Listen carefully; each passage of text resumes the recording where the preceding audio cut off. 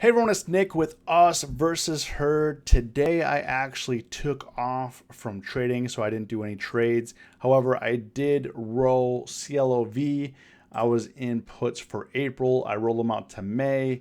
I got 224 realized profit from that, but other than that, I didn't do anything. Things are looking a little slim here. Need to build the portfolio back up. Haven't been doing, I didn't trade Friday. I didn't trade Monday, which is today. So I need to, kind of build things back up again and get back into the swing of things. The market is on fire right now. This was the first day of Q2. Couple things before we cover the market, couple things on the radar for this week. We don't really have any notable earnings coming up, but we do have the following week. The banks are going to start reporting earnings. So this week, nothing really, but starting Wednesday the 14th, banks are going to be reporting earnings. So those are some major catalysts that you want to look out for. And then on Thursday of this week, Jerome Powell is going to be discussing the economy. So just be mindful of that. Now, for fears of the market, I think the only fear of the market is what the Fed might say, and then articles like this that CNBC is going to start pushing out, saying the Fed could come under fire for easy policy while the economy soars and inflation rises.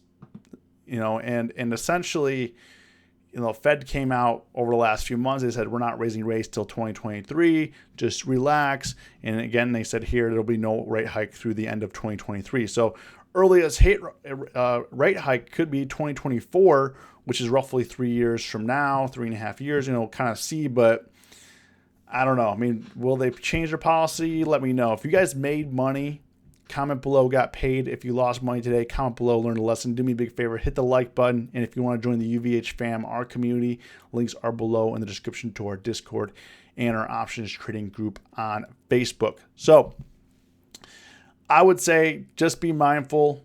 Powell's going to be coming out on Thursday. Other than that, looks like a pretty chill week. Algos are under control. Today definitely felt very kind of summerish, where we just had this melt up. I mean, look at ES today. I mean, we ripped right out the gate, just straight up. And then the algos pretty much controlled all afternoon. So morning was where all the action is. And then the afternoon, and ES did hit all-time highs. If we look at NASDAQ is finally busting through. So resistance was being held up here at the 50-day moving average. It has officially popped out. So when it hit 400, it just took off to 13,600. So it just popped to the 600 here. Is it going to get above 14,000? I guess we'll see. Kind of see how it was. I mean, some stocks like, Tesla was explosive today, but it really didn't do anything all day. I mean, we had a gap up on Tesla, but it really didn't do anything all day. I mean, it's up over the delivery numbers came out over the weekend and popped up, but still, I would say Tesla is definitely in the danger territory. If it doesn't break through here, it's gonna be in trouble. Potentially could come back down to the 600 area. Dow is really where all the action was for the most part. Hit another fresh high today, just having a clean break. So hopefully, I don't know what you guys think. Hopefully, April, the trading is going to go down a lot easier. March was good, but it was hard trading. I felt like especially if you're trading tech stocks, it was just hard.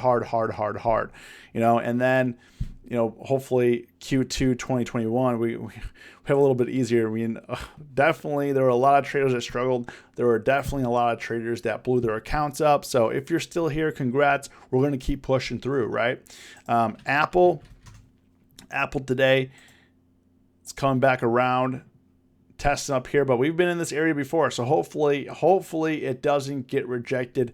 Hopefully it retests the 50-day and pushes above the 50-day moving average. Penn. Now, interesting thing about Penn and DKNG both red today. Penn down 68 cents, so not a big deal. However, it got massacred after hitting 142, came down to 97, had a bounce, but 110 has definitely been the resistance here for Penn. Hit 110 here and double tapped a couple times today. Almost, I thought it was going to break out, but it got rejected again, straight back down from, almost 110 all the way down to 105. It did bounce around, couldn't stay above 107. So Penn definitely is interesting to me. I do have a long position on there. I have a credit put spread where I need to be above 110. Definitely thought it was going to be testing the 50-day, but so far it has not. So it is struggling. So maybe tomorrow or the next day, but it's getting a little choppy in here. What I hope doesn't happen is it keeps peeing back between 100 and 110, which, I mean, it could happen. I mean, I was actually thinking it could retest like 95, 94 area, but so far did not. It is right above the 10-day moving average on Penn, so pretty interesting. Roku also under some fire.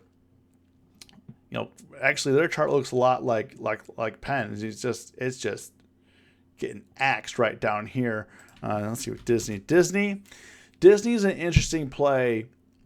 The 50-day and the 10-day have just crossed here, so I'm looking at a position here potentially. April 30th, they are opening Disneyland California, which has been closed for a year now, something like that. So this is interesting where you have some divergence here. 10-day, 50-day coming up on each other, and looks like it wants to push up. So I might be looking for a trade in here. The only thing that I get worried about is if April 30th, the reopening of Disneyland, is a sell the news event, which they most likely are. I mean, they mostly sell right into the retail bag holders, because it's just like events like that so far have been a sell the news event here. The banks, like I said, the banks are coming up on earnings. Goldman Sachs got, oh, come on.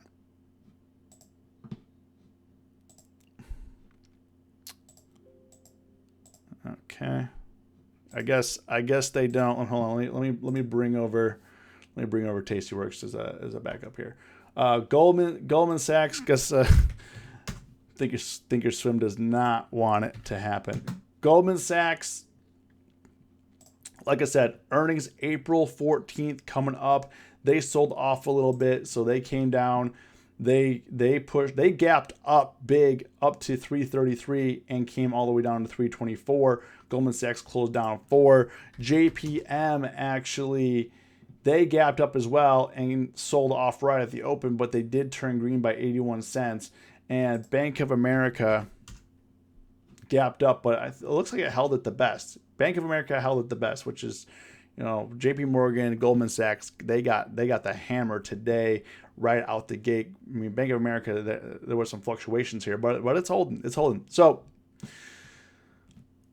this week, just be mindful. Powell's speaking. We'll be looking to do some more trades. I'll update you. We're going to have some more content coming out on the channel. We're going to have live streams, helpful how-to videos. I mean, we're gonna start killing it here on YouTube. So if you watch the video to the end, comment, watch to the end, and as always, stay safe, stay green.